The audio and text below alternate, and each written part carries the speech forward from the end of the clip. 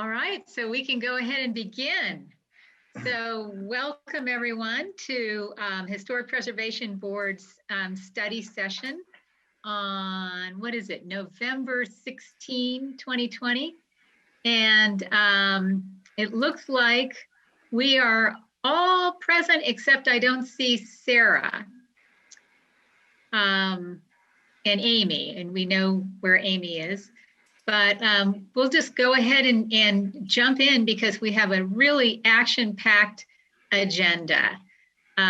We have a lot of very interesting things popping, and Andrea's got a lot for us to think about. So without further ado, I think I'm going to hand it over to you, Andrea, and we can start with your presentations.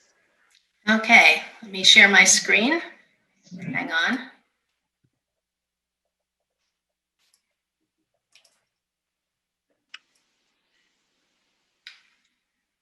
Okay, do you see that PowerPoint there? Yep. Yeah. Okay, let's see.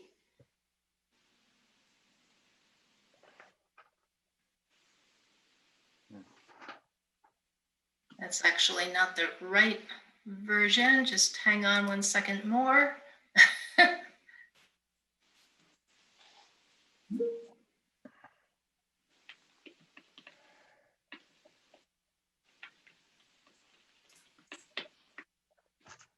Oh, okay. Well, we'll just go with this if that's okay. They say the same thing. So tonight we have the second of 2 meetings. Oh, sorry, just a sec, hold on. Sorry, lost my PowerPoint. I've got 2 screens here and somehow it's just being really.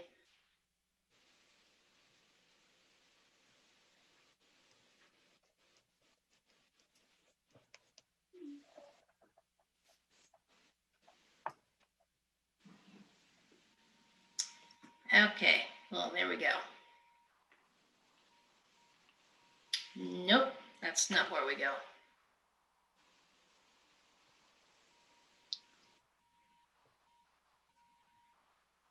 Andrea, it looks on my screen, it looks like it's just really huge. Can you hit the button at the top to minimize it? There you go. Okay. Okay, so I think I am all ready here. Sorry about that again. All right, so yeah, as I was saying, this agenda item is intended as the second of 2 discussions on compiling a list of historic preservation codes, which will inform the city's project to update our historic preservation code. The first discussion was held during last month's study session, and that is where the board identified a list of communities to consider for the final list. And that was, I thought, a really interesting conversation that we had. And so came up with 15 different communities to take a look at. And that is what has been included for tonight. Let's see. So what we're doing tonight is that we're going to review the results of that initial comparison of codes, and the idea is to make a determination on which communities will be on the final list that staff will use in future study sessions where we look at specific sections of code. So what I did for the comparison is I selected 3 sections of code to compare. And what I wanted to do was really pick those sections of codes that the board uses really the most, designating structures and certificates of appropriateness. And so here you have them on the screen: historic landmarks, landmark districts, and COAs. There's a spreadsheet in your packet, which hopefully you've had a chance to look at, and it gives some information on how each one of those codes lays out. Now, I also just wanted to say, and I put this in the communication too, I didn't really see a need for the board to necessarily dig into each one of these codes. That would take a long time. And what I found was that the codes really kind of naturally split anyway into those codes that might not offer us so much versus those that did have things to offer us. And so if you haven't peeked at any of these codes individually, no worries. We'll go through what we found on these 3 different topics. Yeah, I'd like to throw in right there and say that I started looking at all of these materials, and my intent was to get them all read, and I didn't make it all the way through. But I have to say that the information that you sent, it actually reads pretty quickly. I mean, I just read it on my device, and it actually goes pretty fast. I didn't make it all the way through, but and I don't know if anyone else did either, but it was extremely helpful, and I thank you for sending it. And Lisa, also to you, that report that you sent was really good. That was wonderful and very helpful. I mean, good job. Yes, I'd like to thank you too, Lisa. That was really great. Okay, and I think it'll continue to be of a help to us throughout this process as well. All right, so some findings. So as I said, it was kind of easy to pick them out. Some codes were just old and they hadn't been updated in a long time. And evidently, and Rick has alluded to this in the past, evidently there was a lot of copying going on back in those days. Mm-hmm. And so you see the same wording in our code as you do in some other codes, some of those other early codes. Maybe they copied from us, and maybe Rick had found some wording to use from them, and and some of it's good, but we already kind of have that old code. Mm-hmm. And we're looking for new provisions, new ideas, new wordings. And so I'll get to maybe what some of those older codes were in just a minute, but wanted to just start off with two pieces of info that came off right off the bat here. First, Arvada does not have an HP code. Now, some of you may know that they do have a historic district downtown, but mm-hmm.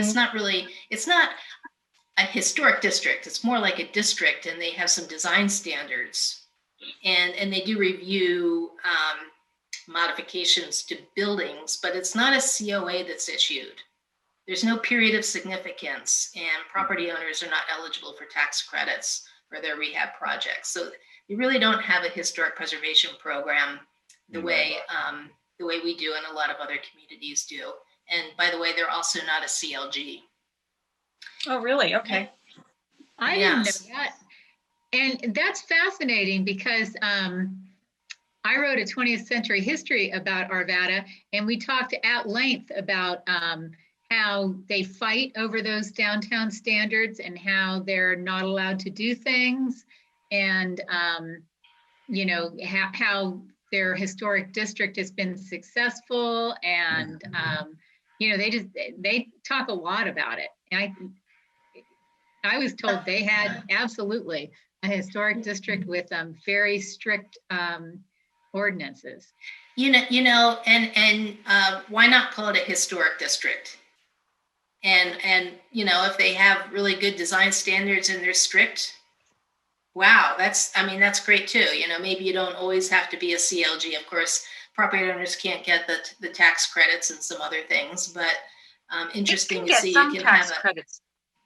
They can still get some tax credits. They qualify for the federal. If it's on the National Register, they would qualify for federal, federal and state tax credits. Just they can't go through the CLG route of getting, like through local designation, like we can. That's true, right? And you need to have that national designation to get that, and that really is the federal program more so than say our, what we're doing through the HP code, our local code. And for federal, it has to be kind of a for-profit entity, a money-making enterprise. So. Yes, right. And I think there are also some federal tax credits for older buildings that aren't necessarily designated at all. And that's kind of a lesser percentage, but that's an option up there too for people. All right, so the other one is town of Georgetown, and their entire town is a national registered district. And they don't really have much of a local program at this time that was worth considering much, because it's really all about that national register district and of course, you know, the tax credits that come along with that. So those are two that could kind of be eliminated out of the 15 that we started out off the bat. And then I found there was a second category here of the older codes that I mentioned before. And those come up as Louisville, Golden, Loveland, and Pueblo. No real ideas or special programs of note, with maybe an exception or two here and there, which we can make note of. And I think that you'll find that in the spreadsheets that are attached in your packet, that's in fact reflected. Okay. So the remaining codes are all codes that had at least something of interest, perhaps to us, either something that we might like to emulate or something we would say, oh, interesting, we definitely don't want that, giving us a flavor of what's out there and what we might want to avoid, as well as what we might want to consider for our code. So I made a note here of some of the kind of special programs that came up on the comparison. And first of all, Boise and Fort Collins include national register criteria for local historic landmark designation. Great idea. Next one is Aspen, and they have two different processes for landmark designation. One is for the earlier structures, and the other is for modern structures. As we know, Aspen has a lot of modern structures, and they're pretty set on trying to preserve those, as we are. But they do have a provision, or do have a regulation, that if a modern building is going to be designated, it must be the owner of the property who is the applicant. I was going to say, I know at the CPI conference, I went to a session and somebody from Aspen spoke up, and they said they pretty much designate properties without owner consent because they are very specific about what they want to designate locally. And so they will do it over owner objection, but they will offer things to offset that. So like if an owner comes in and needs a permit for something, they might lower the permit fee or waive the permit fee or deal with a boundary issue in a way they might not normally do to facilitate that and to offset the fact that they designated over their objection, which I thought was very interesting. Yeah, well, I mean, I did see it in their code, however, that for the modern buildings it appeared to be different, that in fact the applicant had to be the property owner. I imagine, I mean, I don't know. I imagine most of their landmarks, in fact, are the older structures. They've been at that Victorian stuff, designating those for many, many years. Mm-hmm. And by the way, we do have something like a waiving of certain building permit fees for our landmark properties too. So we got a little bit of that going. All right, so let's go into Greeley. They have a section of code on how to alter a designated historic district. So every other code I saw just has a process for designated to start out with. But what if you want to modify it, which happens to be a situation that we're looking at. And so some of the questions that have come up that I've been looking at in our process have been actually addressed by Greeley. We wouldn't have time to get that in place before we move forward with ours, but it could be something to think about for us in our code. And then finally, Boulder. They require that for any new historic district, that design guidelines be adopted in conjunction with designation. So same night, new historic district design guidelines. Ooh. Seems like a good idea. A lot of work on the front end, however. Yeah. You know, I mean, you could spend a lot of time putting those design guidelines together, and I guess potentially the district isn't approved by the council. I guess that would be a downside. But in any case, I thought all of these were kind of gems, and there's some more out there as well. So I thought that was actually pretty successful. And then the other great successful thing about this is that, and maybe some of you knew this, but I didn't realize in about 2007 that SHPO created this model code. And as I looked through it, I really thought it was terrific.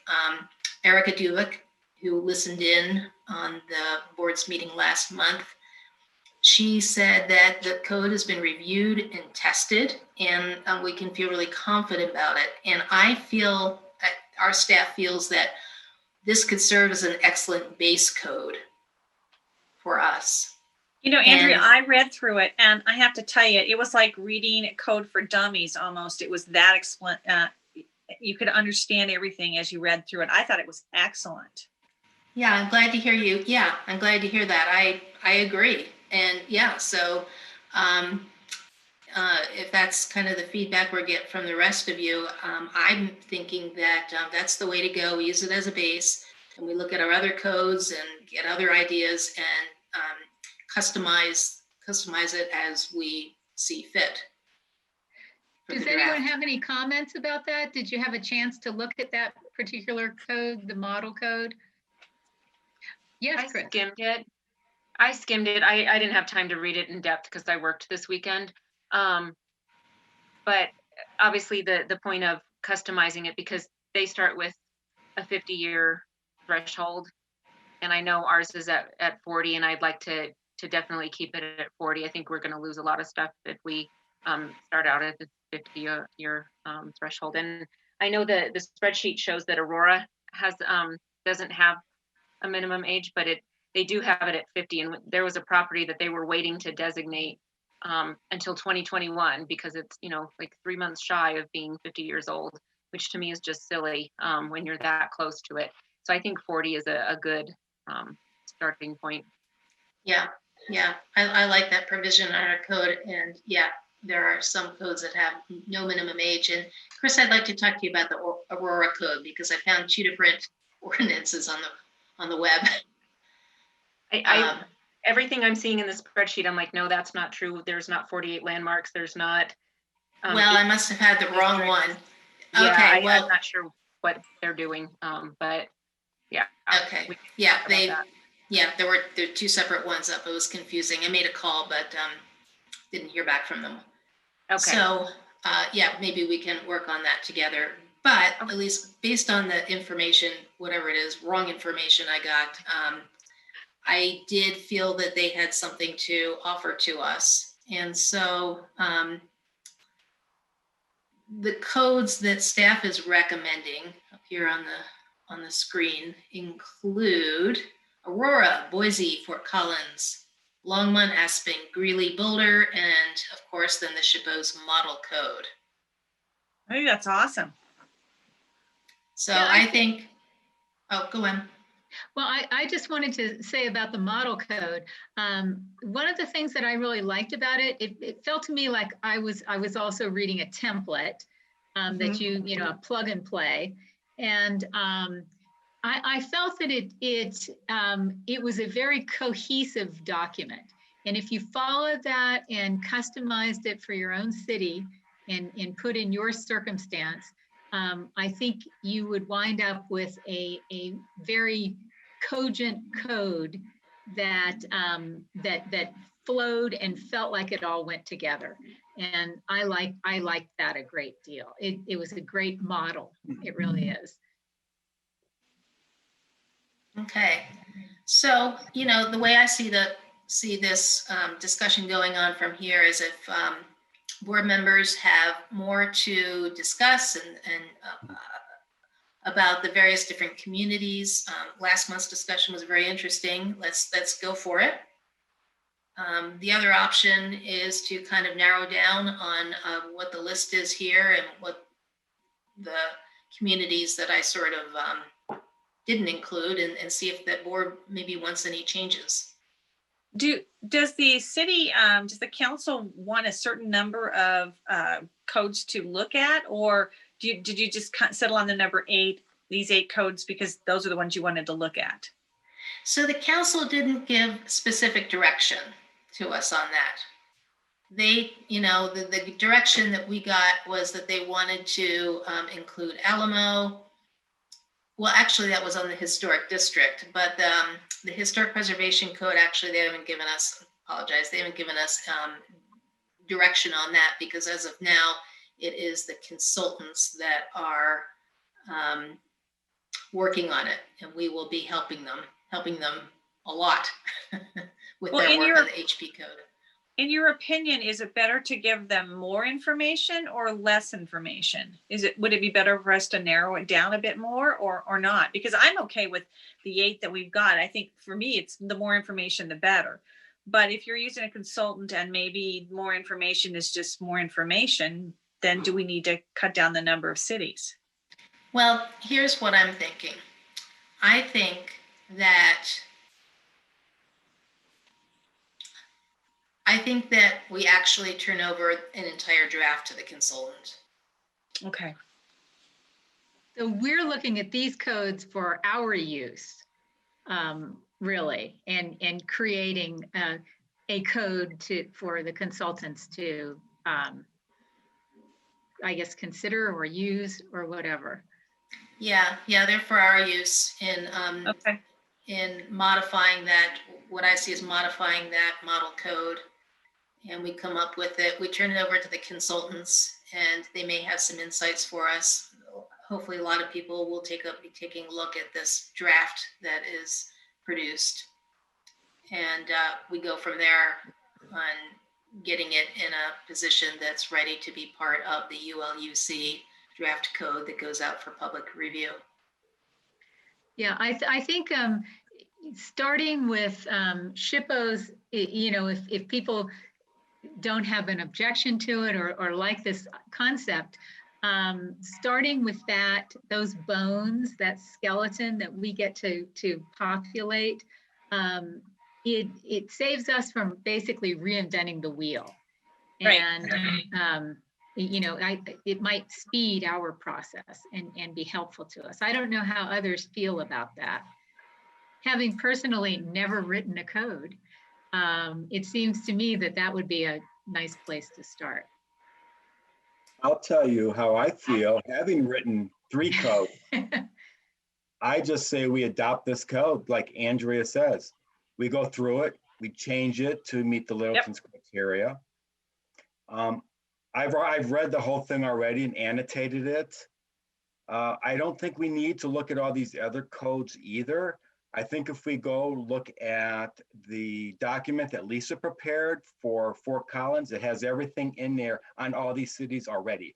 So why look at another code when that document very clearly describes all the actions and how this, and what I liked about it was how the city preservation commission agreed or didn't agree. The primary areas I see in this code that we need to work on would be the criteria area and our certificate of appropriateness, because there's a lot more detail that you need to do, but they even recommended that in the Fort Collins review. But I'm all for just taking this code because it withstands the law. And that's why they're written. And I was reading about other things about these model codes, and they're written to withstand going to court. And if we follow that, we don't have anything to worry about in our city, because it's all about procedure, and they cover all the procedures that are in there. I think there's a couple of sections we might want to add that they didn't have that I read about, but other than that, I would, and I've made a list already of what should go in there, but I would just rewrite that whole, just take it and just change it to city language and go. I have to agree with Rick. Andrea? Yes. When did you say that the SHPO's model code was created? About 2017. Yeah. Oh, so just a couple of years ago. Yeah. Okay, I thought you said 2007. I was. No. 2017. 2017. That would have been waiting Okay. for its time. Yeah, it has everything in it. I was checking other codes around the country, the Park Service, comparing what the Park Service says you should have in a code, some other communities. It has everything in there except a couple items we might want to talk about. But other than that, it covers the whole basis. And it has things in there that were removed from our code that need to be in there so we can add them back in. The other thing I liked about it was, we have to discuss this, but they embed the National Park Service Secretary of Interior standards in the code. We don't even have to adopt it. We adopt this code, we adopt it all at once. And I think that's really a good idea. I think that's a good idea too. I agree. Lisa, do you have something? Are you raising your hand? I wasn't raising my hand, but it's just, I agree that the model code is a good starting point. I didn't look at it in as much detail as I would have liked, but one thing I noticed just from a passing was that it doesn't really have a lot of the information about kind of the difference between minor alterations and major alterations, like things that would have and things that would be administrative. It really focuses on like everything being approved by the commission. And I think that's different than the direction that we've talked about before. So I really like how, Andrea, that you've picked kind of like good little tidbits of all these other codes that maybe we could integrate or think about how to adapt for Littleton, and then kind of using the framework of the model code to input maybe some of these more innovative or specific items into. Yeah, and I think that's really my point, that we wouldn't be like, for example, criteria for certificate of appropriateness. We wouldn't be sort of looking, oh, wow, how many should we have? And how are we going to word all of this? We would take that model code, start with that. If there are any other of the codes in the group that we choose that have something interesting and different, I put that in part into a communication that goes to the board, so that you're not looking at all of the codes, you're reviewing the potential add-ons or customizations that we could consider. Absolutely. Lisa, your report was rather long, and at the end, I've read too many codes by the end. But what I noticed about Fort Collins, they go into a lot of detail about the COA process and in many different aspects of how to review that and comparing it to the different cities. So I think our answers might be right there. I think the model code's built to cover the legal aspects, but not necessarily all the process aspects that you'd want in a community. So we have to add all the process parts, how the city departments work together, how we work with the community. But I think it would be easy to fit in there. And then we don't have to worry about all the back end and really the front end. You're just dealing with the middle. And by remodeling this, Andrea can then point out where we have to spend our time. We can just focus right in on there. Right. So, we'll be focusing. The board won't be looking at the whole thing. So we'll definitely focus down onto specific areas. Well, it sounds like we have just, leapfrogged down the road with this. I think this is great. I love the direction that we're talking about right now. I certainly do. And I really liked what Andrea, the graph, the spreadsheet you put together comparing all the codes was really good. And so we can highlight some of those things in there as well. But it would give us a very defensible code. Ashley wouldn't have to spend a whole lot of time reviewing it legally because it's already been reviewed legally by, I'm sure, the state attorneys and everybody else. So, and what I like about it is it starts standardizing things across the whole, not only the state, but the whole country, because all the national laws apply to everybody the same way. You just don't want to have to end up getting there. So. And I think there's one other code that we should consider that actually has a lot of good things in it, and that is our code. I've read through our existing code that Andrea sent out. And when I joined the board, I guess it was, I don't know, 5 years ago, maybe 6 years ago, I read our code. And I'll tell you, I read it with different eyes this time, and things jumped out at me that I didn't realize were even in our code. And we've got some pretty good stuff in there that, you know, we don't want to throw out the baby with the bathwater on this one. I mean, there are good pieces of our code, I think, that we want to, good provisions that we want to pick up and make sure we include. Yeah, thank you, Kim. Thanks for, making that point. So, okay, how are we, what's next now that we've decided, bada bing, bada boom, that this is what we're gonna do? Well, let me just ask one more time then. The list that you see here, plus Littleton's, is the list that we will use as we just discussed. Okay, all right, well then, let's just move to next steps. So staff will be bringing you over different study sessions, some sections of code. The staff communication will lay out what the model code is and what some other ideas so we can discuss. And that will happen during the first quarter of 2021. And those sections that will include are yet to be determined, although I expect the 3 that we already looked at will definitely be 3 that we use, and probably 1 or 2 more sections as well.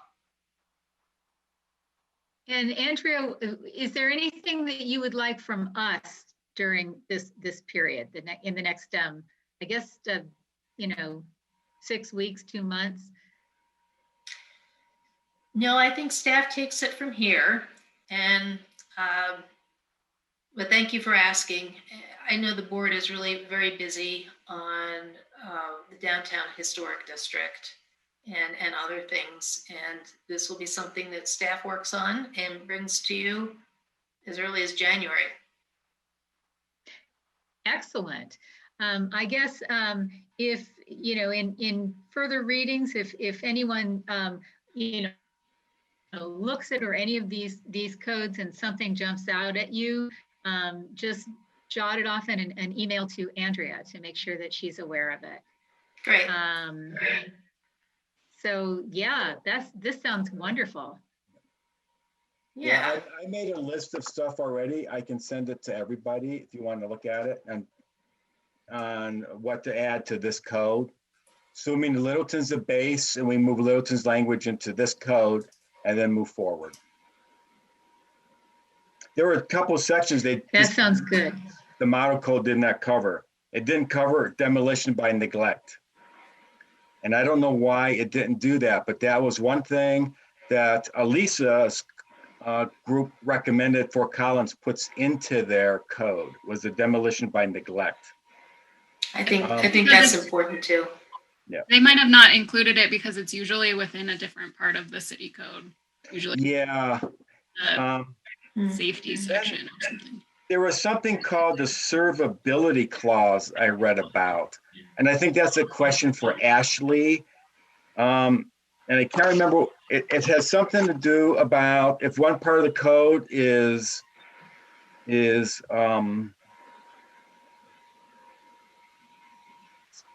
someone in one part of the code doesn't agree with what's going on, or they have an issue with the code, the servability clause allows you to continue to keep the code in place and only deal with that one part.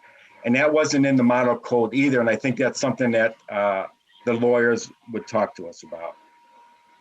We have historic districts, so the model code doesn't deal with districts. So we want to probably have a separate section on districts. Right now, the districts are embedded in the middle of the code. And that makes it really hard to use the code because a city's not just about districts, it's individual buildings. Then the last one, which is very interesting, and we've talked about, is adding other land use options.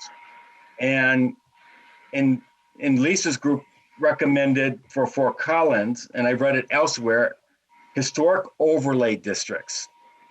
And I kind of like this historic overlay district idea because you can identify areas of the city that are historic in nature, but you're not designating any properties, but lets everybody know that we are talking about significant resources. And right now we're beginning to look at the corridors, and Littleton Boulevard could easily fit into a historic overlay district with all the resources we have there. So it's something that hasn't been addressed. And then conservation districts we haven't talked about. Another way to preserve an area without necessarily designating it. And those are new things people are talking about.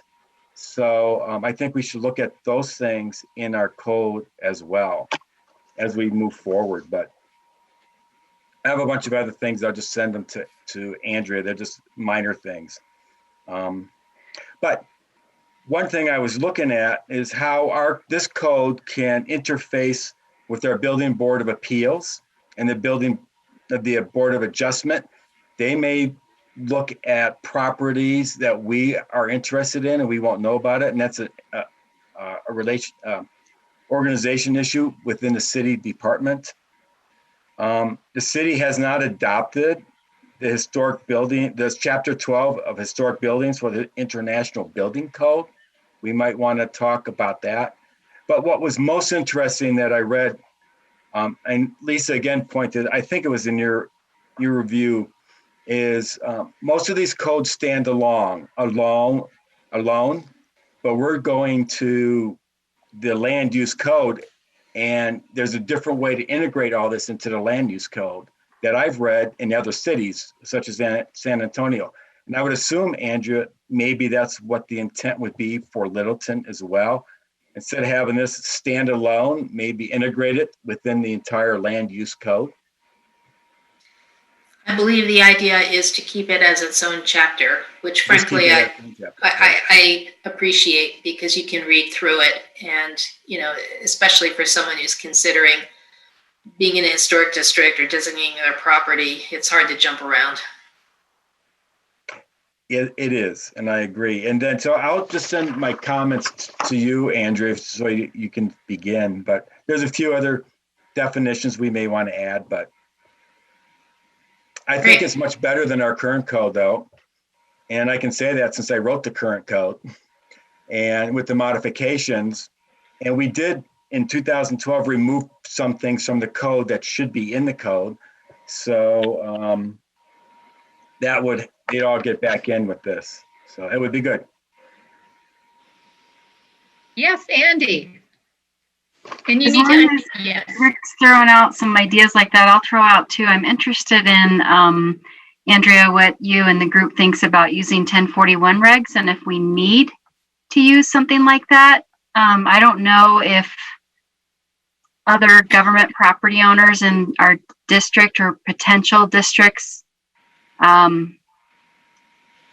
I just don't know where they're at as far as following our rules for their buildings. And so if you think that's an area where we may not have agreement, 1041 could be useful.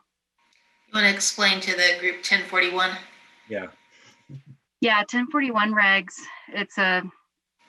they're actually in the statute called areas and activities or matters of state interest. And they're basically an overlay permitting tool, but where they're a little unique and different in how they've changed over the years is you can use them to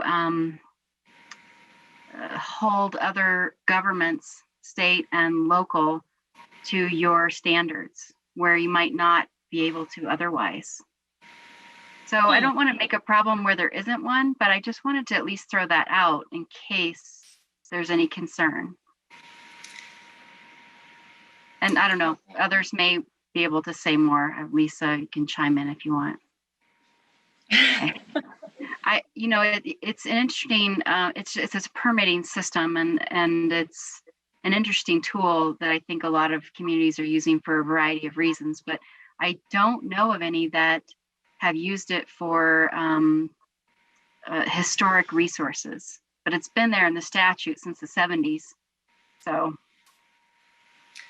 I will talk to Ashley about it and get back to the group. I think there's one area, Andy, bringing this up with what little you just told us. that could be useful to us. And that has to do with the Fire Metro District and South Metro Fire. They have their own codes and they do their own thing, not necessarily in the interest of cities. And they have the last say many times on occupancy of buildings. And that might be one area where we can protect some of our buildings, perhaps from overzealous fire professionals. And I know they can cause a lot of issues with buildings. So, and now that the fire isn't Littleton, it's a much bigger group, bigger area. Their emphasis towards preservation could be a lot less than it would have been in the past. So maybe that's a good idea to do that.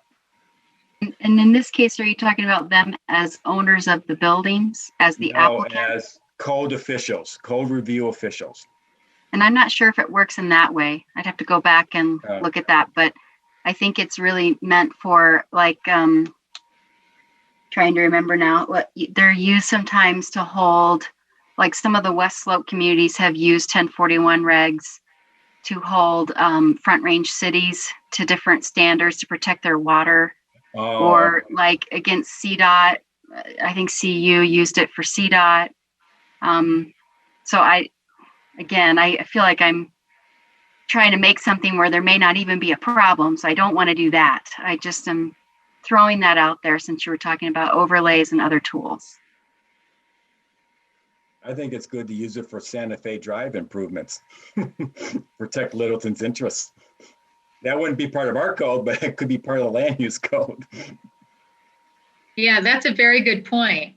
With several of our corridors, they're really not our corridors per se. Okay. Do we have any more discussion on this particular topic? No, I think it's great. I think we got a great approach and saves a whole lot of time. It's really good. Yeah, that's really nice. Andrea, you have to be happy about that because this is a huge project, a lot on your plate. So this is going to help. That model code was great. I was so happy to find that. Andrea, thank you for putting all this stuff together. I did actually read everything because I have nothing else to do these days. It was very interesting. The CLG requirements. I mean, just there's a lot of stuff we have to tighten up in our community to make it really, really good because we have a whole lot of resources in this city. I mean, we're going to have hundreds. We have hundreds of buildings that will be listed and designated in the end. Several historic districts. So. Which is good for the community. So, but this is great. Yeah. Board members might want to either download those documents or remember where they are as we move forward through the code process and beyond. I think those documents can be a great reference. Yes. Well, I am working with my iPad, trying desperately to get back to our agenda, and I'm being unsuccessful. So can we move to the next item on the agenda? And I do not know what it is because I can't get. It's the 1997 Downtown Historic Survey update. Oh, great. Thank you, Laura. Mm-hmm. So let's see, Andrea, I'll kind of throw that to you to introduce what we're talking about here.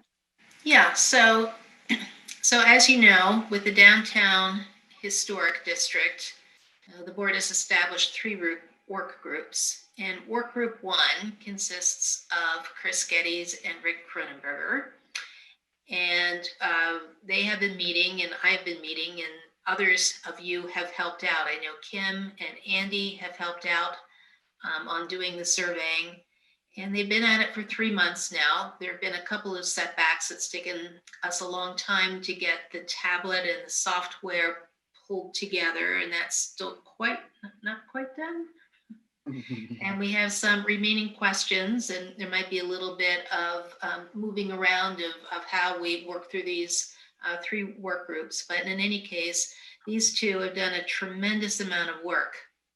And I want to thank them and everyone who helped them, because it's just really terrific. It's just a great service that they've done for us.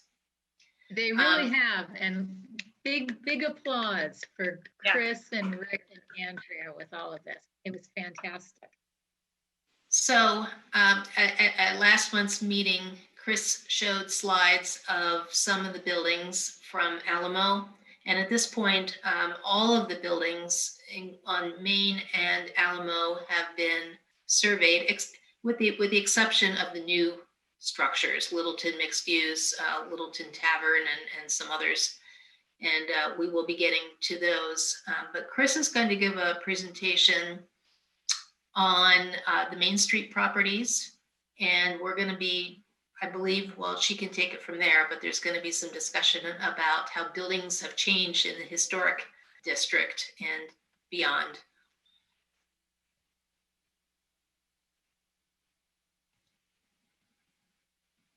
All right.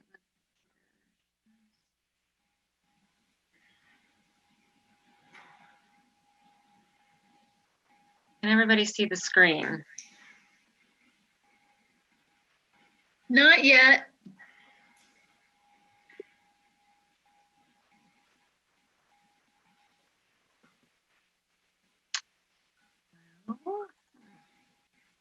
Share screen. Oh, there we go.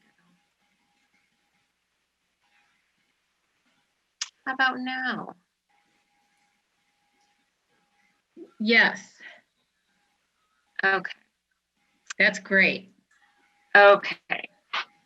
So Rick and I have, gone through the downtown with different people. I think Andrea might have mentioned it in some of the material that it went out. It was, him and myself, and then Rick and Kim and Andy and me. And so we've kind of had a mishmash of people kind of going through and looking at things, and kind of, you see different things with different people. So kind of compiling notes, and then Rick was gracious enough to assemble all those different comments into a spreadsheet, which I think was sent out to everybody. Did that go out yet?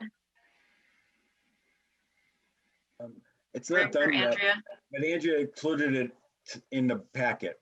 Okay, so yeah, so kind of that whole synopsis of information that we accumulated. So we had the survey methodology where, we had to look at the physical changes, and that's basically the integrity of the resources in the downtown district and kind of outside the district, because we're looking at expanding it. And this is, in comparison with what was documented in 1997 by Tom and Lori Simmons with Front Range Research, and was kind of the precursor to all of this, and created the National Register Historic District, as well as the, what went on to be the local landmark district, which is the opt-in district. So because of the time crunch with this project, we ended up getting printed copies of the survey forms and just kind of making notes on that. And then Rick took all of that information and put it into the spreadsheet. We just kind of made notes about different things we saw. The one challenge that we did have in looking at all of these was that with the 1997 form, it's a photocopy and there's one picture on there. But in going through, the district and the surrounding streets over the past couple months, we can kind of walk around the building, and, we had the iPad and we took multiple angle pictures. And so, when you only have a straight on facade view of the, from 1997, but now we're looking at the side and we're like, well, we can't really tell if this window's changed or if that's changed. So there were a couple times where it was kind of challenging to see, if there had been an actual change, or if that was something that was extant in 1997. So we did the best we could. We took new photographs of each building, and sometimes we took multiple photos, especially if something was on the corner. besides just doing Main and Alamo, we ended up deciding that, if the downtown district boundary is expanded, to the south side to Alamo, then you have the cross streets of, Prince and Sycamore and Nevada. And there's some really great resources on those streets as well. And so we went ahead and just looked at those in addition to Main and Alamo. And then, here's our teams that went out together. And then we have all that information in this spreadsheet to kind of look at the integrity of each building. And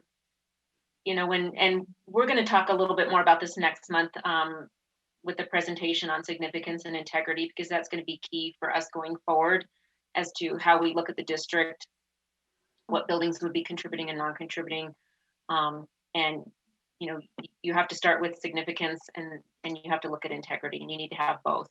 And, we have a downtown district, it's mostly commercial. We look at Alamo, we're kind of including some other stuff in that, but it's going to be significant for commerce, is kind of the obvious thing, and probably some architecture, but we were kind of looking mostly at the integrity.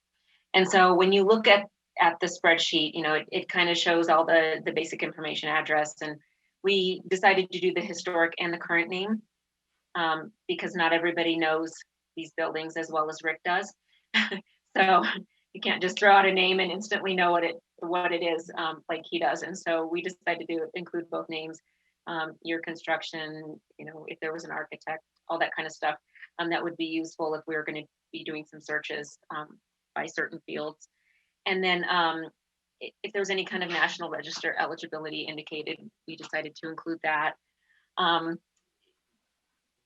The main part of this spreadsheet was the brief description of the physical changes, kind of a field integrity assessment, and knowing that work group 2 was supposed to be dealing with the contributing and non-contributing assessments. We're still looking, we were physically looking at the buildings, and so in any event, we kind of had to make some sort of assessment as to whether things had changed or not. And so we made a comment regarding that integrity assessment.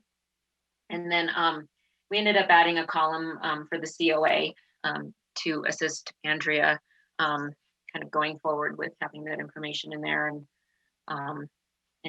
kind of what was done as part of that COA. So that was that. Just want to throw out a definition for integrity, because not everybody might be familiar with it. But it's those physical characteristics. So, the bones, the walls, the materials. So I guess you could, there's always these arguments about like recreated buildings and how much integrity do they have? And we're not going to go that route. For our intents and purposes, this definition is more than sufficient, but it's the survival of those physical characteristics that existed during the property's historic or prehistoric period. And I would say period of significance. If we're looking at the downtown district and we have a period of significance, from like 1880 to 1955, or we're going to expand that, then the materials used to construct this building should mostly represent that time period. And we'll talk more about this next month with the presentation on significance and integrity. I was told this might not be the best slide to start out with, but it's too late, it's already in there. So this is one that if you don't see this other picture from 97, you don't really know that all of that is back there. But this did receive a COA. This is more of a question not to change anything on this building and its role in the district, but maybe more of a food for thought question as we move forward with how we're going to address COAs and work that is done to buildings that, would this be a contributing or non-contributing building to the downtown district if this were happening now? Because there have been some changes to the building. but they did receive a COA, and so they did that in good faith and the way they were moving forward. So just something to kind of think about as we move forward. Andrea, did you have something? Yeah, I wanted to just say that actually the Skelly station is not in the district, and it did not okay. Yeah, it did get approval for that through the Planning Commission. It went through a Planning Commission approval process, and it was actually at the time it was there were a lot of people that were passionate on both sides about whether it should be in the district or not. Okay. And again, like, we're not looking at like trying to change things that, have already passed through the process. This is more of just kind of a, as we start looking at all these different things that we're dealing with the downtown, expanding the district, updating the code, revising the criteria, we need to think about what we want in the district. So. Yeah, I think this is a very good exercise, actually. Yeah. So it's not saying that it's good or bad or wrong or right or any of that kind of thing. It's just food for thought.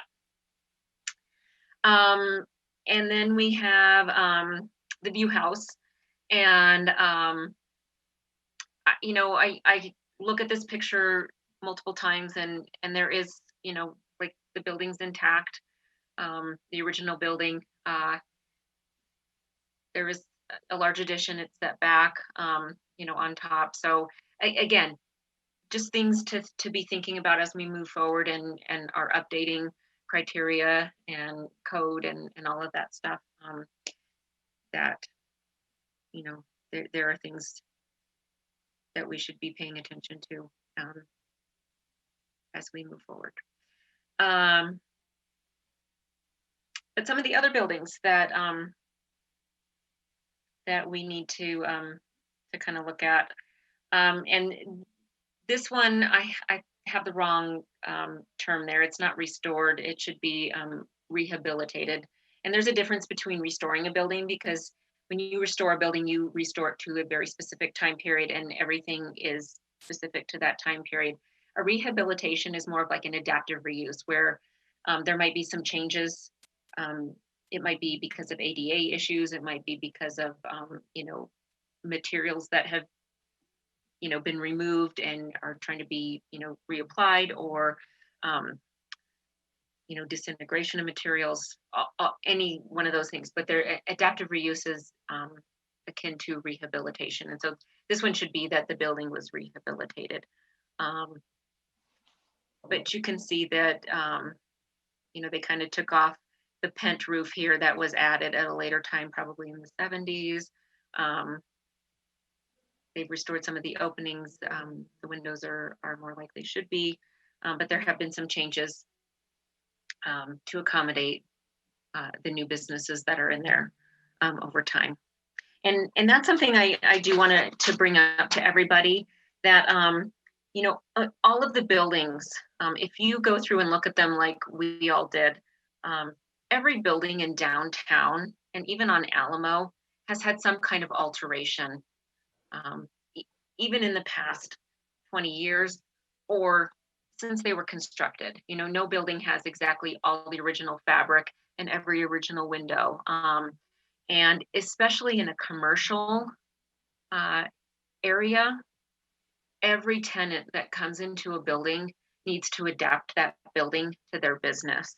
And so we're always going to see some kind of change to a commercial building. And we need to keep that in mind when we're looking at integrity assessments, that we might have to be a little bit more flexible with how we look at commercial buildings and how they contribute to the district for that very reason, because they are going to go through a significant number of changes. So keep that in mind as we look at photos and move forward with the downtown district expansion. The Coors block went through an extensive restoration, and so here you kind of see the exact same view, and it looks good. And again, when you look at pictures from 20 years ago, you can see window openings are the same. Details like the corbelling, the corner post and the corner entry, all still there. The segmental arch windows, stone sills, all of that is still there. Storefront windows. This is one of the side streets, so Nevada. And we talked about this building last time because Andy and I just drool over it, but this is one that, retains integrity. It reads the same, from 97 as it does today. And probably if you looked at photos that go even further back to when it was originally constructed, it would look the same. And, I think this is one that we should absolutely look at individual landmark status for. I don't know of any other art moderne buildings in the area, and this would be a fantastic addition to the local landmark list. But certainly, as we're looking at district expansion, it contributes to the district, in my personal opinion. And I think as we move forward, the next work group will be finding that as well. This is the Harry Post building, or as we all I guess know it as the Penny Robin Dancewear. Again, it's not necessarily architecturally outstanding building, but when you compare the photos, it really hasn't undergone any changes in that time period. So it retains the integrity. It would be interesting to find some historic photos of this building, maybe at the museum library, and see if we have anything from when it was constructed to kind of compare that and see how it looks prior to 1997. But if we're just looking as we were from 1997 to today, it hasn't undergone any changes. Let's see. We also looked at Rapp Street, and I know this is kind of a little outside the district area, but oddly enough, the Little House is not locally landmarked, and we do have a few buildings along that little stretch of Rapp that were surveyed as part of that downtown area. And just wanted to kind of show you another one right outside of the downtown district. And this one, they've removed some of the landscaping, and they put in a driveway because now this is, instead of being a residence, is a hair salon. But everything is all there and intact. Had a paint job, so it looks a little bit more cleaned up. Other than that, has all the original materials there. And so our next steps, looking at the integrity of each building, kind of outside the downtown district, in addition to assessing the downtown, but looking outside, especially where we're considering expanding, or the city council ultimately will make that decision. But what our recommendations will be as far as a boundary for district expansion. As I think Andy mentioned at the last meeting, the public outreach is a really important component of this. And we really, need to look at involving not only the current district owners, but potential owners in that expansion area. We really have to have everybody on board with this. As Andrea mentioned, we're still working on setting up the software for on the tablets. And once we do get that set up, we can get this information input into the new tablets and then uploaded to the database. And that can also assist other departments who might use this data, whether it's community development or there's a permit issue, that kind of thing. There's a lot of different uses for this data that we are acquiring, and so we can share with other departments. And so at some point we will get that information into the tablets, and then we can also start surveying other resources outside of the downtown district as well. And then the recommendation of the new district boundaries by the city planning staff, and we will work obviously with Andrea on that as we move through the next two work groups. before it goes to City Council. And that's where we're at. All right. Well, Chris, thank you so much to you and to Rick. A tremendous amount of work went into this, and a tremendous amount of value came out of all of that work. So it's all much appreciated, and you know, it again puts us further down the road towards our task of assessing historic districts downtown. I think that one of the things that you mentioned, Chris, is the information that can be in that database and made available to anyone in the city. Because I think one of the things that we've talked about several times is being able to flag buildings, so that if this building winds up on anyone's desk for a permit or just any kind of question within the city, the person on staff that's handling that will recognize that this is a significant building, and you know that can help to inform decisions. Yes, Andrea. Yeah. We actually do have a software program through our building department, and all designated landmarks and properties in historic districts are identified. And so when they pull up a particular property, if it's designated, big red letters, restrictions. So we do have something in place, but I think what we have here is really going to enhance our GIS system, which is actually relatively new to the city, GIS, and that can really expand to all departments for use in long-range planning, for public works projects, all sorts of things. And so this is something very new and be really very appreciated. Great. Well, thanks for clarifying that, Andrea. Well, and I know in Denver, you know, a lot of the information that we're acquiring is helping the City and County of Denver Planning Department with neighborhood plans and planning initiatives. So obviously on a much smaller scale here, but certainly useful information without question. All right, very good. So let's see. Okay, so we're through that, the study session topics. And I think, you know, we do need to talk about next steps and study groups that are kind of firing up next. Do you want to do that now, Andrea? You're on mute, Andrea. Thank you. I think there's going to be a little bit more work going on with work group 1. In fact, Chris and Rick and I are meeting later this week. And there's going to be some more on significance and integrity coming up. And that'll be great to keep that going and finish that up. Meanwhile, we're going to start getting going with work group 2.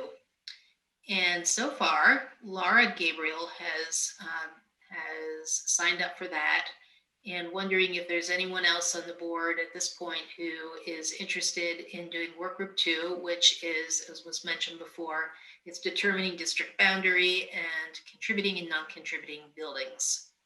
I think it's a little less work than what work group 1 did, but I think it should be very interesting, and I'll be involved in that work group as well. Well, it's also, it's very important work, because it is looking at the boundaries of the district and determining, you know, when you look at integrity and the whole question of contributing and non-contributing, I mean, those are big questions. It's very, very important.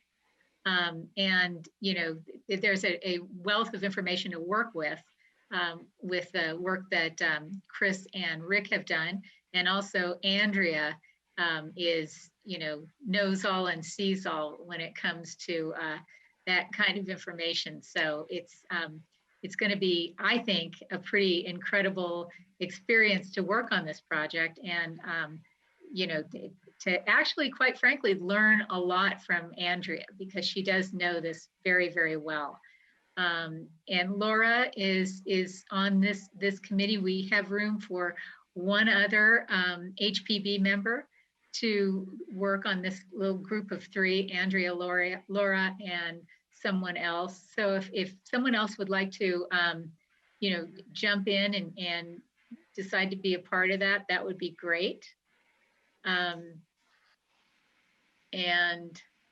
did I see a hand? Yes, please. What's that?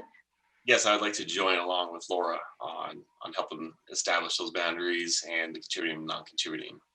Oh, that's great. I think you'd be a fantastic addition, David, because you know, you do bring the architectural knowledge to it. And did David jump in front of anybody else? If not, sold, David. So okay, then. That's a great group. Yeah. So I will contact the 2 of you tomorrow, and we'll figure out a time for the 3 of us to have a Zoom meeting and figure out what we're doing and figure out a schedule to do it. Yes, that's fantastic. I'm jealous. So, Laura, did you have something? Okay. All right. Well, that is fantastic. That's very, very good news. And it looks like we've had the kind of next step on that. So now I guess we're down to section number 2 of our study group, and that is comments and reports, basically from staff around the city. First up is Community Development Director, Mike. Going once. I'm here. There he is. Zoom meetings, it's tough to like find the right buttons and everything. Yeah. So I wanted to thank everybody who participated in the studio session earlier this month, just last week, as a matter of fact. And I appreciate all the involvement you've had in that. The next studio is going to be on December 14th. So please mark your calendars for December 14th. And we'll do the second focus on corridors and mixed use. And that is all I had. All right, I'd like to ask a question about that. I did participate in the studio, and I thought it was wonderful. But one thing I noticed is there wasn't a heck of a lot of public participation. And it's kind of round up the usual suspects. You know, you see the same faces from the public, and I think I don't know how many people participated, but I'm thinking my hands and toes might have covered off on most of them. So how many people participated, and what are plans to kind of get more public participation? Now, I think we had about 70 participants again, which is, like you said, kind of the usual number of participants, and that includes staff members and members of boards and commissions. We've been trying to advertise on the website, obviously, but I can bring that up with the community services director and see if we're doing any additional efforts to bring in new voices or people that we haven't heard from in the past. And I think that is important because there are a lot of people that maybe haven't had a voice to this point. And that's what one of the reasons I brought it up in tonight's meeting, in case anybody out there is listening and would like to participate. We would love to have additional participants and different voices to be heard. I think that's important. Lisa, you had your hand up? Yeah, I was just gonna add a couple comments to that. I did attend that also, and one thing I noticed was, and I think this is just how virtual meetings are. It's hard to hear from everybody because there's like the awkward silence where you're waiting to see if anybody else is going to talk and like unmuting and all of that. And in my group, at least, it wasn't really told to us like whether we should put our feedback into the chat or like take advantage of any of the Zoom tools. So I think at the next one, it would be helpful if it was maybe people got the option to put in that feedback in the chat with stuff that I've been doing for work. That's been actually really helpful because you hear from a ton more people if you kind of open it up to that sort of side conversation also. And I know I can't remember when the first one was, maybe April or May. I remember that the consultants had integrated polling into that. And then this one didn't have the polling. So I think just more use of the pretty simple technological tools we might hear from more people that are actually there. Yeah, I think that's a very, very good point. Yeah, and we've been kind of scrambling a little bit since COVID to, originally these were all intended to be in person. And we've been scrambling a little bit, and we did do polling earlier. This last studio, we tried breakout sessions, and I'm not sure if I was in a breakout session with anybody on HPB, but the one I was in went very well. And it was a smaller group, and we heard from quite a few folks. And I'm not sure what the format of this next one is going to be, whether we'll do breakout sessions again or a different method, but we're trying to engage people on a personal level. And I appreciate that feedback. I noticed I've been in every one of these meetings, and there are about maybe 12 new people that I didn't recognize their names on this one. A couple of people that I suggested participate. You can't force people to participate, unfortunately. I think we should tell our friends to be involved, but the city advertises this everywhere. It's in the city report. I mean, emails go out. I mean, there's a big email list. A lot of people don't want to sit there for an hour and a half on a Zoom meeting and deal with this. It's just really hard and tedious. If we had personal meetings, I think before COVID, we had a lot of people attend some of these presentations that were put on during the Envision study. All I would say is find people that that have an interest and get them involved. I mean, what else can you do? Public participation is by volunteerism. You can do it or you don't, and you can't complain if you don't. But there's no excuse for not knowing what's going on in Littleton because everybody gets all these reports and stuff. Yeah. So, and it is you heavy. Have something? Yeah. Chris? I was just going to say, I know in Denver with kind of trying to get word out that, we're surveying in a neighborhood and to get people to kind of engage with us. We've kind of had to look at some different options. And one of the things that continually comes up is the Nextdoor app. And for these, little neighborhood pockets where people have gotten away from Facebook and Twitter so much because of, privacy issues and all of that kind of stuff. And so Nextdoor has been a route that we've been looking into because people kind of all communicate with their neighbors that way. And so if we're standing out in front taking a picture of their building, then all of a sudden all the neighbors are like, hey, what's going on? There's this person standing outside my house with a mask on taking a picture of my place. And so maybe looking at some of those less traveled routes of very specific neighborhood social media might be another option to kind of throw it out like, hey, this affects you and what's going on in your neighborhood. And maybe that's a way to draw in, at least a handful of new people from different pockets around the city.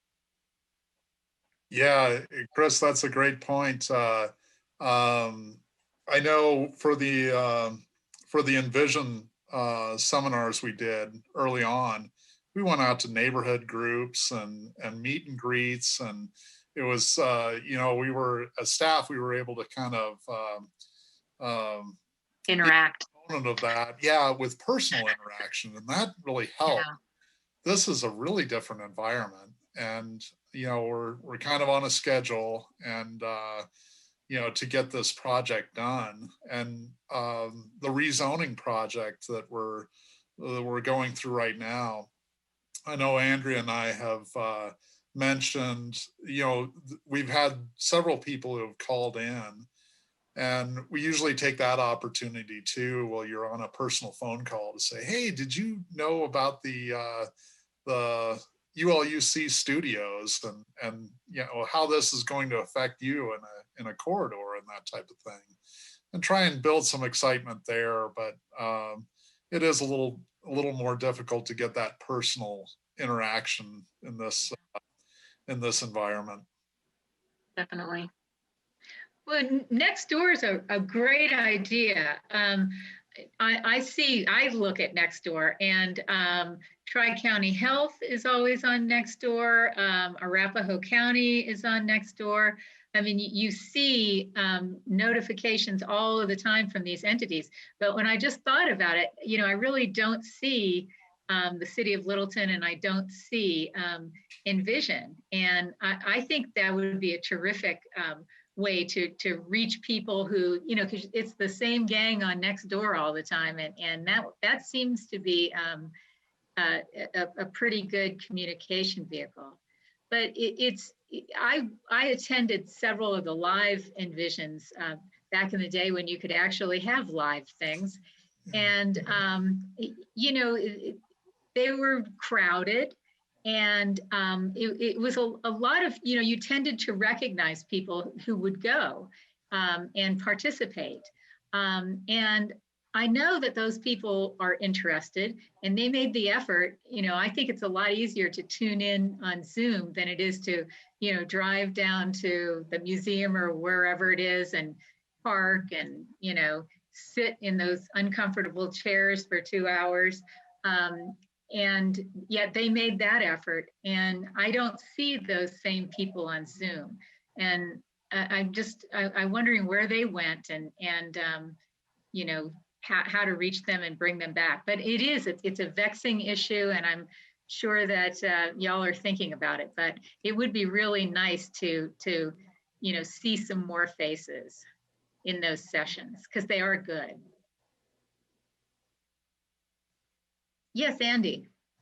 It may be too late now in the process. Like you said, Mike, you're kind of on a timeline here, but I'm curious if you guys have been able to attend any virtual meetings of existing groups and do sort of a quick hit kind of attempt to get feedback, like the Lions Club or Hoodlum, or I don't know, there are various different stakeholders that tend to be involved in the community in different areas, and that's one option. If you haven't already done it, you may have. That's a great idea, Andy. No, we haven't. Gosh, I'm familiar with the idea of kind of a meeting in a box, where you're able to kind of disseminate information to different groups in their own meeting format. And we haven't reached out in that way, but that's a great idea. And we can bring that to our communications division, and also to Kathleen Osher, who's the project manager, and see if we can incorporate some of those ideas as well. But I think that's a great idea. Sure, in their spare time, I'm sure they can squeeze that in. But maybe a shortened version too, that's just asks a few more directed questions. Yeah. Or just talk about, the Zoom studios, and make sure people are aware of them, and that they can participate. So is there anything else from community development that we should know?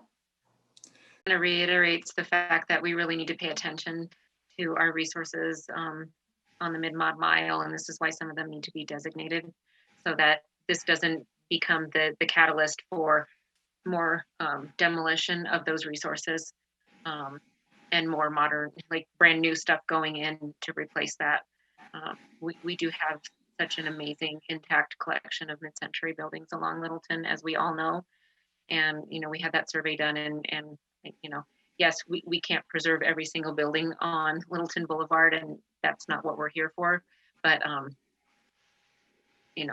there are some outstanding buildings, and we don't want to lose those, because this was, the first domino that got tipped. So. Yes, Rick. So this is where perhaps exploring a historic overlay zone would be really good for Littleton Boulevard in our planning process right now, where it identifies it as a historic area, but doesn't call out the buildings yet, but lets people know that this is important whenever they do development. This would be the third Sternberg building to be lost on Littleton Boulevard, the Brock Eating House. I don't think he would view that as one of his greatest pieces of architecture, but it is the third Sternberg building to be torn down. But I was wondering, on documentation, have you asked them to document the buildings, and what would that entail? Well, I have asked developers in the past and have come back with poor results, with the exception of one. This group, I don't think, is really too much into it. And so the city has some excellent cameras, and I've got a little bit of skill. So it'll be me. Is there, have you looked in the files anywhere to see if there's any plans, particularly of the motor bank? The Brock Eating House, that's not all that great. But if we had drawings or plans of the motor building, at least we could put them in the museum as a record. I mean, I recorded buildings for my career with Historic American Building Survey. That is a way of preserving buildings. I was just going to ask about that, Rick. Like, maybe you could be involved in the documentation of it, since you did it. Yeah, I will take a look. Generally, our building permit records go back to the early 80s, is unfortunately all we have. But there is a possibility of searching through some older scan files that the city has. It'll be a little bit like needle in the haystack, but it is possible. I'll take that on.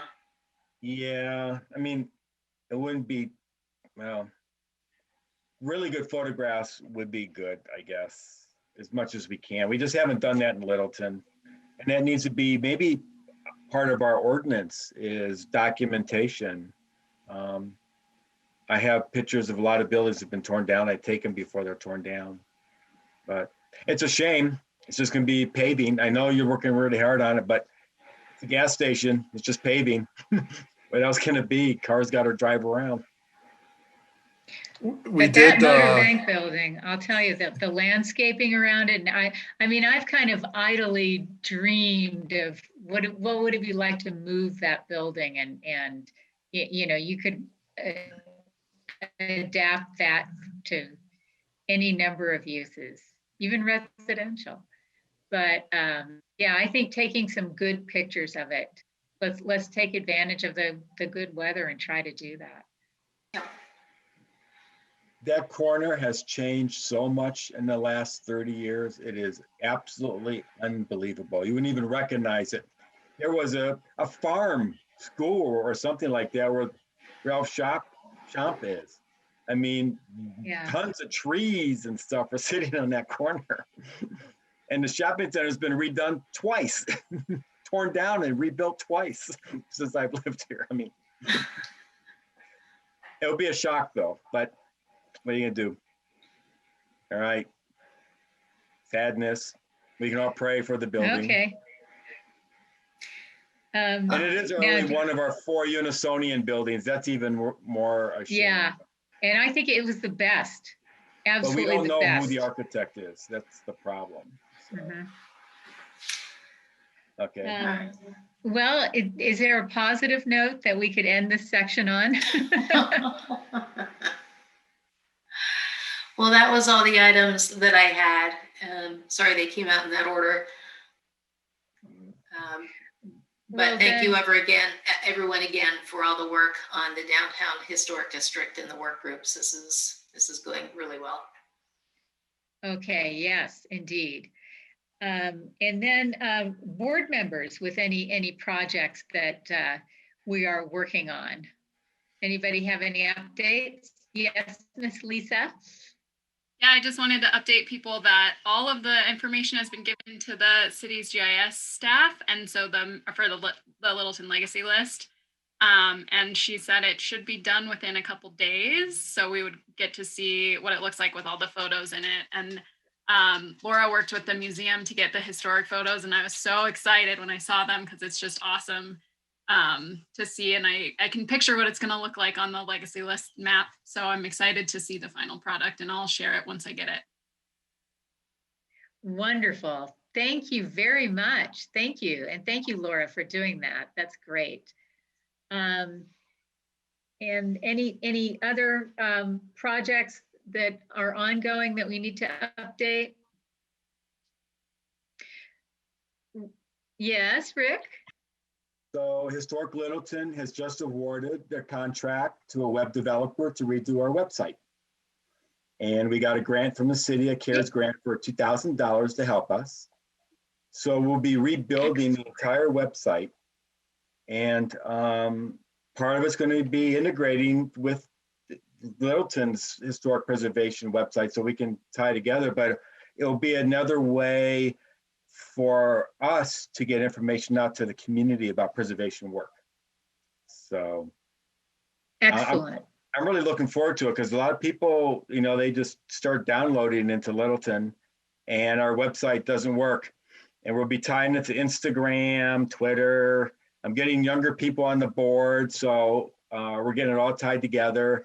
And it'll be a great way for us to reach out to the community and vice versa.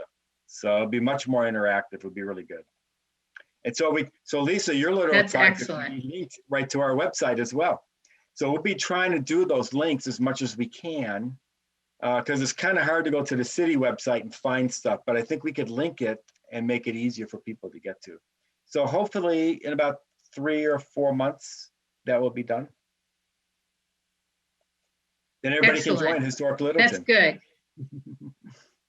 Yeah, I'll tell you, that's been a long time coming. You've been working on that for a long time. That's great. Oh, yeah. And then, and one thing that I would just like to share on Saturday when it was 40 degrees and the wind was blowing 60 miles an hour, Rick and I, along with 2 people from the Next Gen Committee, which is the younger folks in Littleton that are participating, the Next Generation Committee, just participating in understanding how the city works and giving their opinions and expertise and ideas. And a couple of those folks from their zoning group are very interested in the Littleton Boulevard corridor, and specifically in understanding the corridor and possibilities in the corridor, and providing input to the Envision corridor study. And their desire is to provide input before the document is done, rather than just responding to the plan when it comes out. And they wanted to learn more about Littleton Boulevard with an eye towards what development and economic development opportunities lie there. And they wanted to know how they could help us on historic preservation with the corridor. And they're very interested. It's a very motivated group that they want to work and help us with awareness for the Littleton Boulevard corridor and learn more about it themselves. So, we spent several hours. We were out there for 3 hours, walking the street and talking about the buildings and talking about possibility. And it was really good. They're an impressive group, and we came away with ideas on both sides, I think. Do you have anything to add to that, Rick? No, it was good. It was windy, very windy that day, but the Next Gen have been really involved, and they write these very detailed reports to present to the city. And we talked a little bit about Instagram.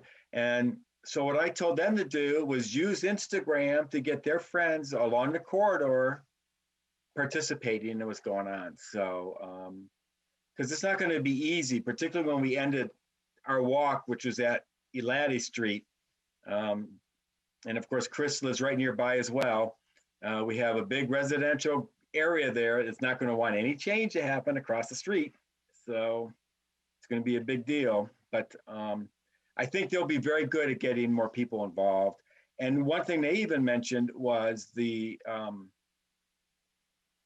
coffee shop that's gone in a corner of Gallup and Littleton Boulevard. I still have to call the owner, but we may set that up as a central area to talk about mid-century modern. And if the owner agrees, put up posters and use that as a starting point for walking the street. It's right in the middle, which is really good. So is it Nixon's? Can't remember what the name of the coffee shop is, but. It's Lost Coffee. Lost Coffee, yes. And a potentially historic gas station, by the way. So. And the one thing that was really interesting was these folks that just joined us, because there could only be 2 of them. They live in the area. They live north of, a little bit west, and then north of Littleton Boulevard. And their ideas for what they would like to see and how people want to use Littleton Boulevard are quite interesting. It's not, in their minds, they don't see it as, just apartments, buildings marching down the street. They want to see accessible retail, the restaurants, coffee shops, those kinds of things. And they want, their thought is, well, we wouldn't mind a grocery store closer, Woodlawn-ish, because, from a walking perspective, King Soopers is kind of a long ways down there at Littleton and Broadway. So, they're thinking of, something that is much more local and much more walkable. And it's kind of cool, seeing Littleton Boulevard as, through their eyes, part of the neighborhood instead of just this, transit corridor or, some of the other ideas that have come up for Littleton Boulevard. So it was a nice perspective and a nice view. Let's see. I don't see anything else on our agenda. Does anyone have something they want to say or throw out or talk about before we adjourn? Mike does. One quick follow-up. I was just chatting with Ben and Tyler and our AV crew. They might be able to do a drone flyover of the drive-through bank building, possibly, which could be really, Ben's an amateur photographer. Tyler has a drone. We may be able to use those resources to document the building in kind of a different way. That is cool. That would be very interesting. And I also How soon is all of this supposed to happen as far as like demolition of the buildings? Andrea, you're on mute. They don't have their demo permit yet, but I imagine it could be in the next week or 2. So we'll need to move quickly. So we need to mobilize quickly and get some documentation going as soon as possible. And I do have, when I did the mid-century mod walk, the video for the tours this summer, the online tour, we did walk around that building and I asked them to video that as well. So we have video that I can get from them. Because I knew that this project was probably going to be going through, Andrea, we've been talking about for a while. So they did walk around and video as well. So the more we can get, the better. But the drone would be really good because it shows the landscaping. Yeah. And the plan, the way the whole thing is just laid out there on the street. So. Good. Okay, well, that, Mike, is very positive news to end this meeting on. So if there isn't anything else that anybody wants to talk about, we should go ahead and adjourn. It's 8:18. That's not bad. So yeah, thank you all very much for being here tonight, and thanks for all your participation in the many projects that are going on and will go on. And I'm really excited about moving forward with the historic preservation plans that we have. So we'll all, I guess, see you next month. Yeah. All right. We're done. We're adjourned.